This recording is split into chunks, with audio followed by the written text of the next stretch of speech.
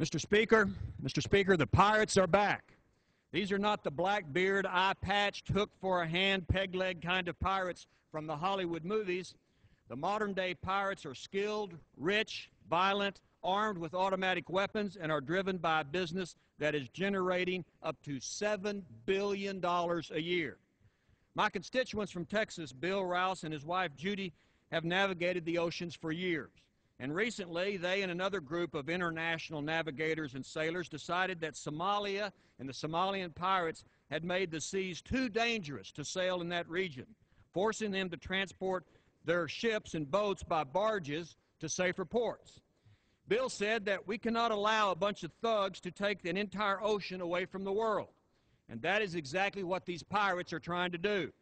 They have taken control of parts of the ocean and are trying to mock the most powerful nations on earth, including ours. Days before the ill-fated American ship Quest left for their journey, Bill asked Scott Adam to join them in transporting their boats. Adam, the skipper, said of the Quest was circumventing the globe, and it was a lifelong quest, and they continued on their trip, although it turned out to be doomed in the Indian Ocean. Just a week after Scott Adam and 3 other Americans were captured, they were executed pirate-style after Somali pirates captured the ship the Quest. Pirates have also hijacked and kidnapped a Danish family. Bill Rouse has also met with these people on this doomed ship. This family, including small children, is now on the Somali mainland, still held hostage. Their captors have arrogantly warned that any military effort to save them will result in their immediate execution. Bill has told me of other stories about the tight-knit community of people sailing in that region from all over the world, and they have been forced off of the sea because of the pirates. There are not enough resources to respond to these constant threats, and these pirates not only kidnap, murder, and hold for ransom small boat owners, but attack freighters and other commercial vessels as well. In just 2010, Somali pirates hijacked 53 ships and held a total of 1,100 hostages for ransom. And pirate attacks have increased dramatically in recent months. Here is a drawing of the recent attacks of the pirates in the Indian Ocean. The red represents all of the pirate attacks between March of 2009 up until October of 2010. But the blue, which you see just as much of, represents the attacks by pirates in the Indian Ocean in just the last 4 months. Piracy is a growing business because nations pay the ransom. Every dollar paid in ransom is helping this pirates of the seas finance their cause, expand their reach, and their thirst is even getting greater for more bounty and loot.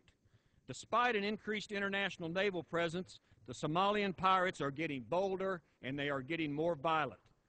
Threat of pirates since the days of our founding fathers over 200 years ago. During the youngest years of America, the Barbary States would blackmail American ships in the United States by demanding money in return for the safety of U.S. ships that crossed the Mediterranean Sea. For years, the United States and European governments paid the humiliating tribute to protect the ships. But then in 1801, the Barbary pirates felt the wrath of the United States when Thomas Jefferson sent the United States Navy and the United States Marine Corps to take care of business with the Barbary pirates. This was the most famous action of the Marines during this time, and the phrase "from the shores of Tripoli" had been immortalized in the Marine hymn. Jefferson sent a clear message to the Barbary states and their pirates: don't mess with the United States, and they didn't for 200 years. The Somalian pirates should study a little American history. If they would, they'd find out that there will be a day of reckoning that will eventually come to them and their evil ways.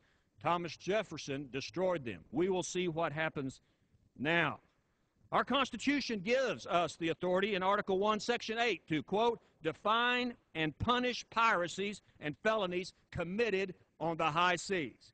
These ocean lines are essential to American commerce and travel, and we must do everything in our power to stop the pirates off the Somalian coast. These pirates of the seas must find out that if they continue to mess with the United States, they will find themselves in deja vu of 1801. And they, like the pirates before them, will disappear in the ash heap of history. And that's just the way it is. I yield.